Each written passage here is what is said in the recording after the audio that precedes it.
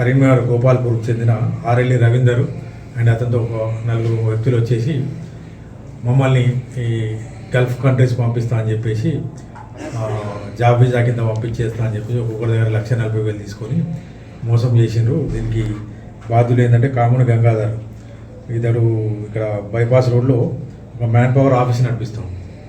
ఇతనికి ఇచ్చినాము. తర్వాత వీళ్ళు ఏం చేయాలంటే పంపిస్తామని చెప్పేసి 1,40,000 వసూలు చేసిండ్రు. తర్వాత విజిట్ వీసా వీళ్ళకి ఇచ్చేసి బాంబేలో ఒక 3 రోజులు పెడతారు. బాంబేలో 3 రోజులు పెట్టిన తర్వాత అక్కడ నుంచి వీళ్ళను విజిట్ వీసా మీద బహ్రెయిన్ తీసుకెళ్తారు. బహ్రెయిన్ తీసుకెళ్ళి అక్కడ ఈ మున్సిపాలిటీ దాని బల్దియా వీసా ఉన్నది, బల్దియా వర్క్ దొరుకుతుంది. అక్కడ మీరు విజిట్ వీసా పోగానే ఏంటంటే వాళ్ళకి అక్కడ వర్క్ ఆర్డర్స్ ఎక్కువ ఉన్నాయి, మిమ్మల్ని వేసుకొని అక్కడే మీకు వీసాలు ఇప్పిస్తారని చెప్పేసి తీసుకెళ్ళి అక్కడ వెళ్ళిన తర్వాత అక్కడ ఒక రూమ్లో బంధిస్తారు.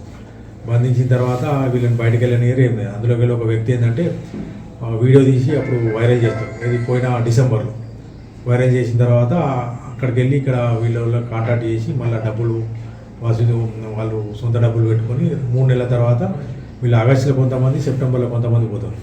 3 నెలల తర్వాత వాళ్ళు ఏం చేస్తారంటే మళ్ళీ వీళ్ళ సొంత డబ్బులు ఒక్కొక్కరు 2.5 లక్షలు ఖర్చు పెట్టుకొని పాస్పోర్ట్లు వాళ్ళకు సీజ్ అయితే ఇక్కడికి వెళ్ళిపోయిన పాస్పోర్ట్లు టెంపరీ పాస్పోర్ట్ ఇచ్చేసి వాళ్ళని ఈ దేశానికి పంపిస్తారు. పంపించేసి వచ్చి ఇక్కడికి ఇతని దగ్గరకు వచ్చేసి మరి మమ్మల్ని ఎట్లా మోసం చేసినావు, ఎందుకు మోసం చేసినావు, మా డబ్బులు మేము అట్లే చేస్తాం, నువ్వు దిక్కున్న చోట చెప్పుకోమని చెప్పి బెదిరిస్తారు. బెదిరించిన తర్వాత వాళ్ళు నిన్నటి రోజు వచ్చి పోలీస్ స్టేషన్లో కంప్లైంట్ ఇస్తే ఏంటంటే అతని మీద కేసు నమోదు చేసినాం. దీంట్లో ప్రస్తుతం జగిత్యాల టౌన్లో మ్యాన్ పవర్ ఏజెన్సీ నడిపిస్తూ ఉన్నాడు. ఈ మ్యాన్ పవర్ ఏజెన్సీ కూడా ఇతనిది కాదు, ఒక నవీన్ అనే వ్యక్తి పేరు మీద అది ఉంటుంది. దాంతో ఒక అగ్రిమెంట్ తీసుకొని అతని లీజ్ అగ్రిమెంట్, అది కూడా ఇల్లీగల్, దాని పేరు మీద వీళ్ళు మ్యాన్ పవర్ ఏజెన్సీ నడిపిస్తూ ఉన్నారు. ఈ కంప్లైంట్ మీద కేసు నమోదు చేసుకొని మేము దర్యాప్తు ప్రారంభిస్తే ఇట్లా వీళ్ళ బాధితులు చాలామంది ఉన్నారు అని తెలిసింది. దాంతోపాటు ఏంటంటే ఇవాళ అతన్ని అరెస్ట్ చేసి అతని ఆఫీస్ సెర్చ్ చేస్తే ఏంటంటే ఇవన్నీ దాదాపు 104 మంది పాస్పోర్ట్లు, తర్వాత టెంపరీ వీసాలు, విజిట్ వీసాలు అన్నీ కూడా దొరికినాయి. తర్వాత ల్యాప్టాప్, సెల్ ఫోన్లు కూడా అన్ని సీజ్ చేసినాం. ఇంకా దీనిలో ఎవరైతే ఇతనికి ఇల్లీగల్గా మనకు లీజ్కి ఇచ్చిండో మ్యాన్ పవర్ ఏజెన్సీ, అతని మీద కూడా కేసు నమోదు చేస్తున్నాం.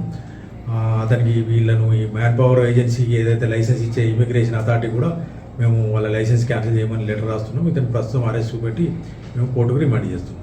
ప్రజలందరూ కూడా విజ్ఞప్తి ఏంటంటే మీరు ఇప్పుడు గవర్నమెంట్ తరఫుకి వెళ్ళి కూడా అఫీషియల్ చాలా పోర్టల్స్ ఉన్నాయి, అక్కడ మీరు సంప్రదించండి.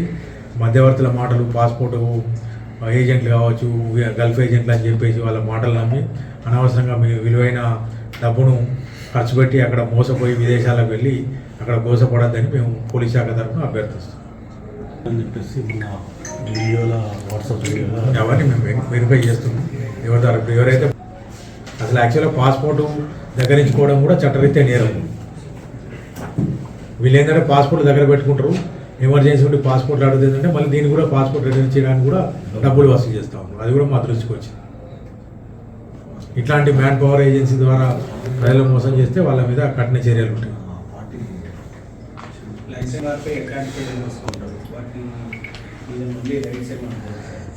లైసెన్స్ ఏజెంట్స్ ఉన్న వాళ్ళది ఇది. ఇప్పుడు లైసెన్స్ ఏజెంట్స్ అనే ఇప్పుడు ఇతను నిర్వహిస్తుండే ఆఫీసు, దాన్ని వెరిఫై చేస్తే ఏంటంటే అసలు ఇతని పేరు మీద లేదు లైసెన్స్. అట్లా ఇంకెంతమంది ఉన్నారని వెరిఫై చేసి వాళ్ళందరి మీద కూడా మేము చట్టరీత్యా చర్యలు తీసుకుంటాం. వెరిఫై చేస్తాం. మన దృష్టికి ఏం కాలేదు, వస్తే మీరు చెప్పండి, వెరిఫై చేస్తాం. Okay, thank you.